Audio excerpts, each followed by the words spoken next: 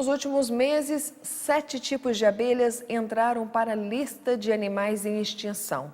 O número parece pequeno perto das 25 mil espécies existentes. Mas, segundo especialistas, a situação é alarmante, já que as abelhas são responsáveis pela polinização da maioria dos alimentos que são consumidos. Sem elas, todo o ecossistema do planeta será impactado. Quem pensa que a abelha só serve para produzir mel não tem ideia da importância desses insetos para o ecossistema global. Entre 70% e 75% dos alimentos que comemos têm origem no trabalho de polinização realizado pelas abelhas. Já imaginou o tamanho do problema se elas entrarem em extinção? Até mesmo a redução na população de abelhas pode provocar efeitos colaterais, como a má polinização das plantas, o que interfere diretamente em nossa qualidade de vida. Isso pode causar deficiência nutricional nas pessoas que estão naquela região ou naquele país onde as abelhas estão mais em queda ainda, né? E agora, se não tiver nenhuma abelha para polinizar, aí realmente não vai ter nem fruto. Desde 2006, apicultores de diversos países têm notado a queda na população de abelhas. Entre 2012 e 2013, 30% das abelhas do Brasil desapareceram. Na Europa, o dado é ainda mais alarmante, aproximadamente 53%. Hoje, 7 tipos de abelhas estão na lista de espécies em extinção. Segundo pesquisadores, vários fatores contribuem com essa mortandade. Alguns são provocados pela própria natureza, como doenças, vírus e ácaros. Outros são causados pelo homem, como desmatamentos, queimadas, expansão urbana e, principalmente, os agroquímicos. Isso tem causado, então, um distúrbio, onde a abelha perde a noção, né, porque é neurotóxico esse veneno, perde a noção e não volta para a colmeia. E ela, ao invés de se acumular em um determinado local, elas vão cada um para um canto e acabam morrendo fora da colônia. Com o crescente desaparecimento das abelhas, cientistas já estudam as alternativas para realizar a polinização artificialmente. Embora pareça coisa de filme de ficção científica, drones abelhas estão em desenvolvimento para colaborar com o processo de fertilização das plantas. A intenção não é substituir as abelhas, mas sim equilibrar a balança ecológica. No Vale do Paraíba, 8 associações se uniram e formaram uma cooperativa que recebe o acompanhamento de instituições de pesquisa, como a Universidade de Taubaté, agências ligadas ao setor de agronomia e parceiros como Sebrae e Fibria. Além de receberem treinamentos de formação empresarial, um entreposto de mel está sendo montado para que os produtos possam ser legalizados e comercializados. Dentro da apicultura, o grande problema nosso era a comercialização do produto. Eu produzo e agora o que eu faço? Então, a cooperativa vem ajudando a gente a comercializar esse produto, colocar no mercado. Então, caso você se depare com uma colmeia em um terreno ou propriedade, não ateie fogo ou mate o enxame. Isso, além de ser perigoso, causa desequilíbrio ambiental, já que prejudica a proliferação das espécies vegetais e afeta a cadeia alimentar de animais que dependem desses frutos e sementes para sobreviverem. Nunca deve se matar um enxame. Você tem que fazer a primeira coisa é ligar para algum especialista, algum apicultor ou alguma associação de apicultores, que daí eles vão fazer esse serviço de retirada desse enxame, ou seja, eles não vão matar, eles só vão transferi-lo para outro local para poder manter o enxame vivo. E o que acontece fora da nossa região é destaque aqui, no Giro News. Ok, vamos às notícias. A conta de luz ficará mais cara já no início deste mês. A Agência Nacional de Energia Elétrica, ANAEL, mudou a bandeira tarifária das contas de luz, passando para o patamar 2 da bandeira vermelha. A tarifa é a mais cara do modelo e representa a cobrança da taxa extra de R$ 3,50 a cada 100 kWh consumidos. A agência reguladora aponta ainda que não há risco de desabastecimento de energia, mas alerta para a importância dos consumidores intensificarem o uso consciente e combater o desperdício de energia elétrica. O Departamento Nacional de Trânsito, DENATRAN, lançou novas regras para combater o uso de drogas e aumentar a segurança nas estradas. Exames toxicológicos serão aplicados para detectar essas substâncias nos condutores.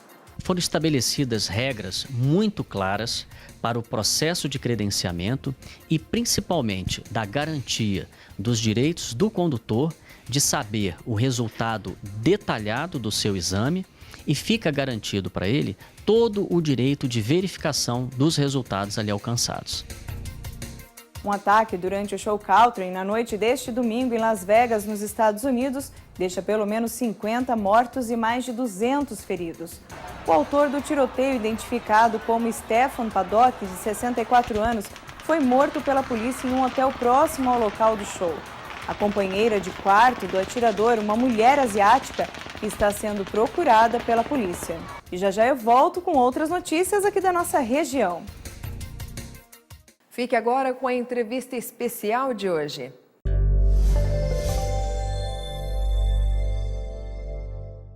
Você certamente já ouviu falar em toque, né? Mas não é tocar nas pessoas, não. Estou falando do toque, que é um transtorno obsessivo. São pessoas que ficam com, sei lá se eu posso falar, em mania, né?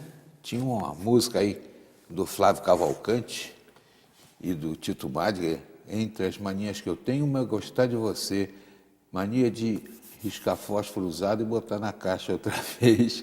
Coisa bem sensível do compositor. Isso é toque? Tudo bem, Raquel Vilauta? Satisfação em tê-la conosco. Tudo bem, eu também. Nossa querida consultora psicológica. É toque isso? Guardar fósforo usado da caixa, fazer tudo com números pares, querer fazer simetria, estar o tempo todo preocupado e ficar inseguro se fez uma coisa, se deixou a torneira aberta, volta para fechar a torneira. Tudo isso é toque? Primeiro, eu queria agradecer, né, pelo convite de estar aqui e me desculpar também caso a minha voz fale, porque estou com um pouco final de resfriado. É um toque de charme. Mas eu acho, Cataldi, que a gente precisa pensar um pouquinho melhor sobre a questão do toque, porque esses pequenos comportamentos do dia a dia que você está falando, é impossível a gente ficar totalmente imune, né? Todo mundo tem um pouco de insegurança, você usou essa palavra agora para falar do esquecimento da torneira. Então, qualquer pessoa, independente da faixa etária, da classe social, sempre vai apresentar algum nível de insegurança. O que a gente precisa avaliar é o quanto isso está associado a um nível exagerado ou não de ansiedade. O conjunto da obra pode ser assim? Exatamente. O toque, na verdade, é um tipo de patologia, a gente está falando de um tipo de quadro psicopatológico, e para se chegar a esse tipo de diagnóstico, a gente precisa então procurar profissionais qualificados, uma equipe de profissionais de saúde que contenha um psicólogo, um psiquiatra. Isso nós estamos falando já para um quadro formado. Então vai ser avaliado o contexto que a pessoa vive, o tipo de atividade profissional que ela desenvolva, se é criança, que tipos de atividades escolares, como que se configura a rotina da pessoa, mais o perfil psicológico dela. Falando em criança, o toque tem idade para começar?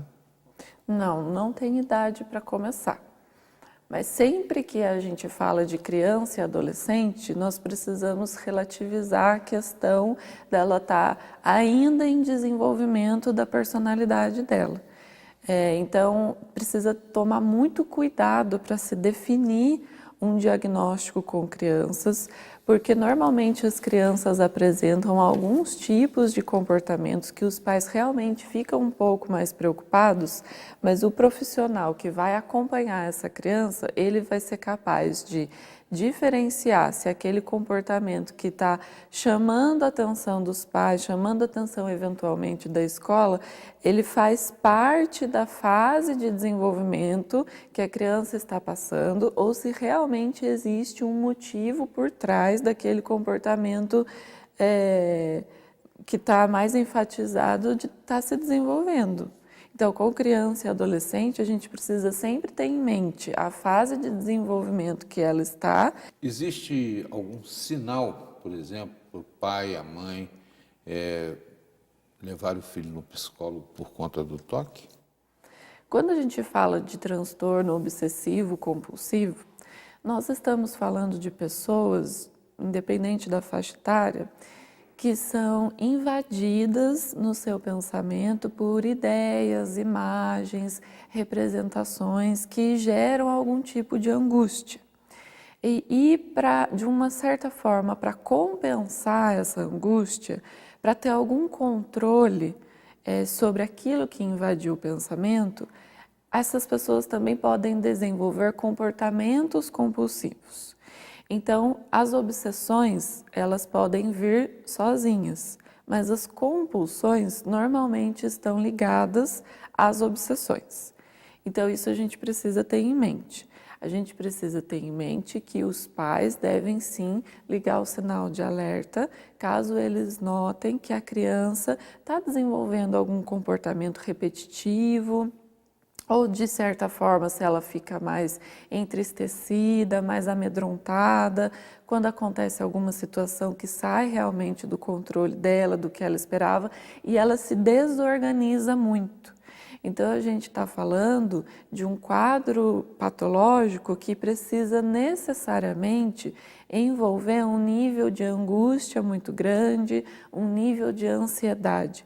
E isso ninguém melhor que os pais ou os responsáveis, os cuidadores pela criança para notar. Nós estamos conversando com a Raquel Villalta, ela é psicóloga, nos ajuda aqui com suas reflexões e vai aprofundar essa questão com a gente já, na volta da entrevista. Vai falar sobre a possibilidade de um quadro de toque numa criança acabar favorecendo a que surja uma atmosfera de bullying em torno dela. Nós voltaremos a esse assunto já.